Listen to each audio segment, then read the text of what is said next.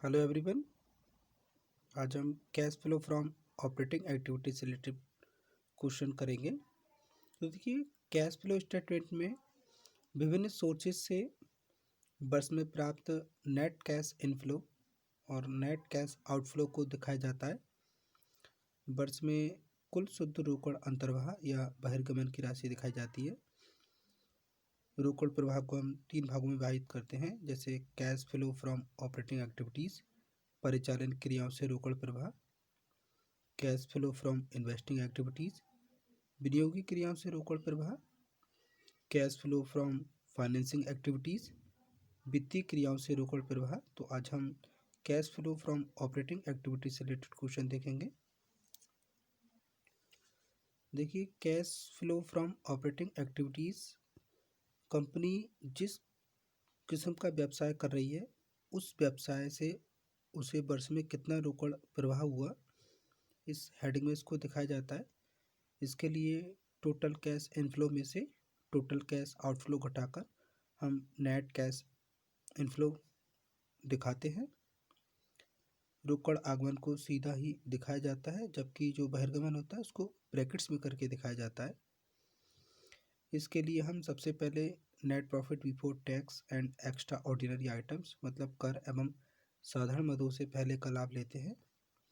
व्यवसाय के लिए बनाए गए लावनी खाते द्वारा निकाला गया शुद्ध लाभ के आधार पर ऑपरेटिंग एक्टिविटीज़ का रोकड़ प्रवाह ज्ञात किया जाता है। यदि नेट प्रॉफिट की कैलकुलेशन में कर का आयोजन हम घटा चुके हों तो उसे शुद्ध लाभ में जोड़कर हम नेट प्रॉफिट बिफोर टैक्स ज्ञात करते हैं। इस प्रॉफिट को असाधारण मदों की राशि से एडजस्ट किया जाता है। जो नेट प्रॉफिट होता है उसमें कुछ मदों को हम ऐड करते हैं। ऐसी मदें जो लावनी खाते के डेबिट में की गई हों लेकिन जिनमें रोकड़ का पेमेंट नहीं होता, उन्हें हम नेट प्रॉफिट में ऐड कर लेते हैं। नेट प्रॉफिट में ऐड करने वाली जो आइटम होते हैं उसमें हमारा डेप्रिसिएशन होता है। लावनी खाते में जो राशि डेप्रिसिएशन के नाम पर डेबिट की गई हो वह हम नेट प्रॉफिट में ऐड कर लेंगे, क्योंकि डेप्रिसिएशन के लिए रोकड़ में पेमेंट नहीं किया जाता। इसके साथ ही loss on sales of fix assets मतलब स्थायी संपत्ति या विनियोग की बिक्री पर जो हानि होती है, तो ये लावनी खाते में डेबिट होता है, लेकिन इसमें भी रोकड़ भुगतान नहीं होता और ना ही ये व्यावसायिक हानि है, इसलिए इसे भी हम इसमें नेट प्रॉफिट में ऐड कर लेते हैं। इसके साथ ही जो एक्सपेंडिचर हम रिटर्न ऑफ करते हैं, जैसे प्रिलिमिनरी एक्सपेंसेस हुए, discount on issue of share और डिवेंचर मतलब अंश एवं ऋणपत्र निगम पर छूट, goodwill, patent, other capital expenditure जो पिछले वर्ष में हुए हों, इस वर्ष लावनी खाते में डेबिट करके अगर रिटर्न राइट ऑफ किए गए हैं तो उन्हें भी हम नेट प्रॉफिट में ऐड कर लेते हैं। इसके साथ ही इंटरेस्ट, जो ऋणपत्र या दीर्घकालीन ऋणों पर ब्याज होता है, वो भी लावनी खाते में डेबिट हो तो उसको भी हम जोड़ लेते हैं, क्योंकि ये व्यावसायिक व्यय नहीं होते। इसके साथ ही हम नेट प्रॉफिट में से कुछ आइटम सब्ट्रैक्ट भी करते हैं। ऐसी इनकम जो प्रॉफिट लॉस में क्रेडिट हो रही हो जबकि वो व्यावसायिक इनकम नहीं है, तो वो हम नेट प्रॉफिट में से घटा लेते हैं, जैसे इंटरेस्ट ऑन डिविडेंड। देखिए, बहुत अधिकतर जो विनियोगों पर प्राप्त ब्याज होता है या लाभांश होता है, वो अगर लावनी खाते में क्रेडिट किया जाता है तो ये भी व्यावसायिक क्रियाओं की इनकम नहीं होती, इसलिए हम शुद्ध लाभ में से सब घटा लेते हैं। इसी प्रकार से profit on sales of fix assets and investment मतलब स्थायी संपत्ति या विनियोग की बिक्री पर जो लाभ होता है, इसको भी हम नेट प्रॉफिट में से सब्ट्रैक्ट कर लेते हैं।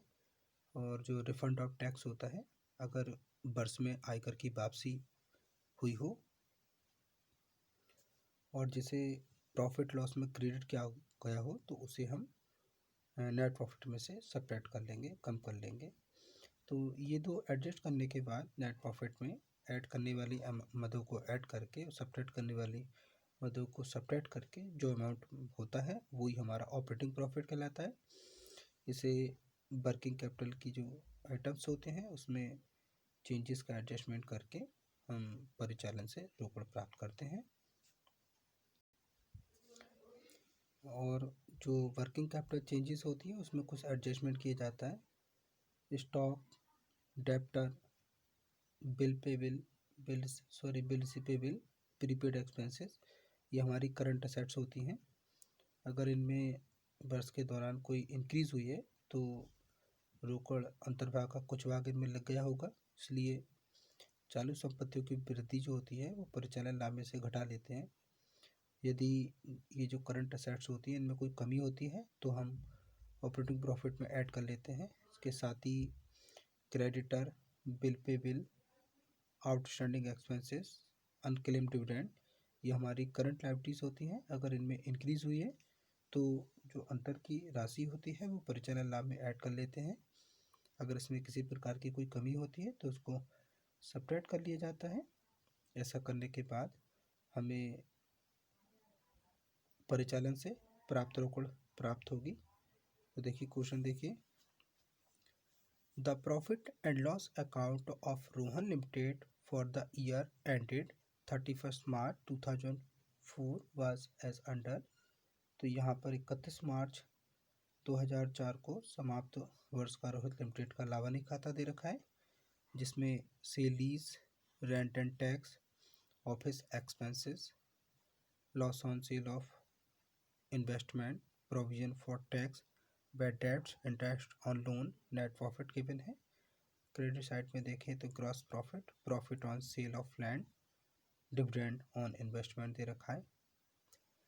Current assets except cash and current liabilities of the company as 31 March 2003 and 2004 were as under. यहाँ पे कंपनी की चालू संपत्तियाँ रोकड़ के अलावा तथा चालू दायित्व 31 मार्च 2003 और 2004 को दे रखे हैं, जिसमें स्टॉक, सन्डी डेप्टर और सन्डी क्रेडिटर है। Calculate net cash flow from operating activities, payment of tax made ₹21,000। तो यहाँ पे हमें परिचालन क्रियाओं से शुद्ध रोकड़ प्रवाह ज्ञात करना है और यहाँ पे कर का भुगतान 21,000 रुपया किया गया है। इसको स्टार्ट करते हैं। हमें यहाँ पे निकालना है कैलकुलेशन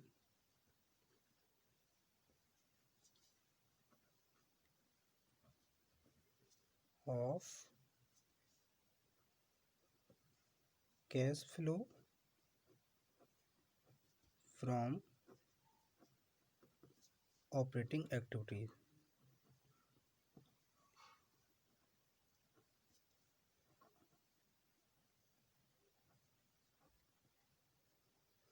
इसके लिए हम पहले नेट प्रॉफिट लेंगे।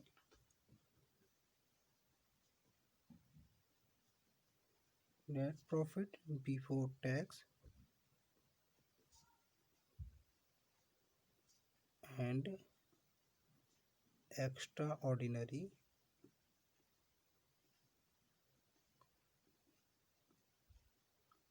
आइटम।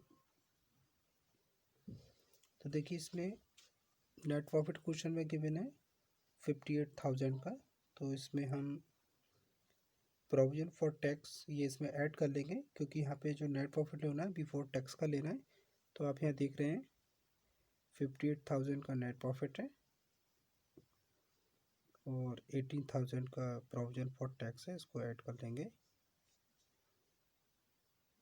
0 0 0 8 8 16 5 + 1 6 और 7, तो ये आ जाएगा 76,000।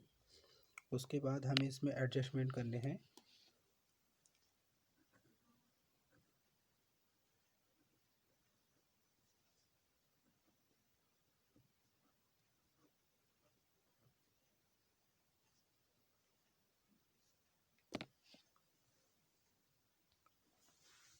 क्वेश्चन में डैप छूट गया था, हमने डैप यहाँ पे नोट कर लिया 8,000 का, तो हम एडजस्टमेंट में नेट प्रॉफिट में डेप्रिसिएशन ऐड करेंगे। तो यहाँ लिख लेते हैं डेप्रिसिएशन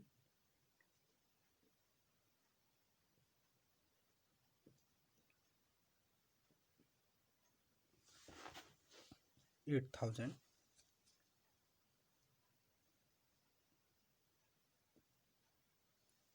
इसके साथ ही यहाँ पे क्वेश्चन में से हम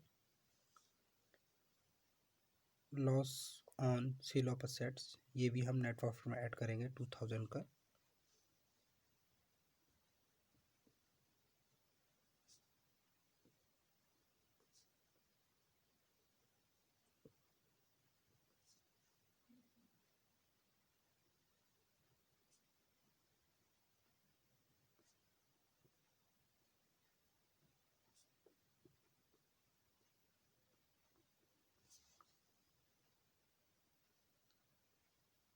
loss on sale of investment 2000।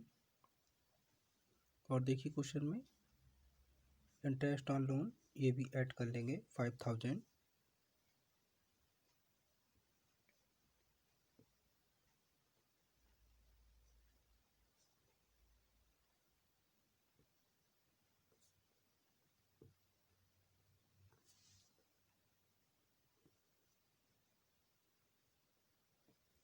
तो देखिए नेट प्रॉफिट के साइड में ये अमाउंट इसमें ऐड करने वाले थे। अब हम देखेंगे क्रेडिट साइड में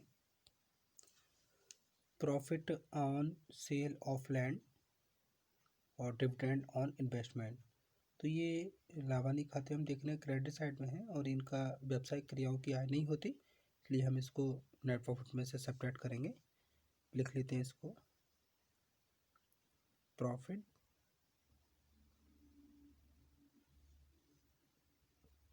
ऑन सेल ऑफ लैंड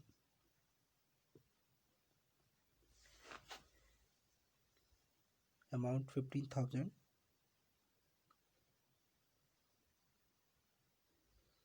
इसको हम ब्रैकेट में दिखाएंगे क्योंकि घटाई जाने वाली अमाउंट है। नेक्स्ट है इसमें डिविडेंड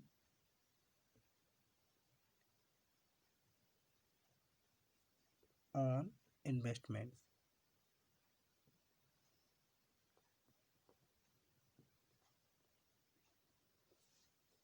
$20,000। इसको भी हम ब्रैकेट में शो कर लेंगे। से आगे को हम नेक्स्ट वीडियो में कंप्लीट करेंगे। Thank you very much students.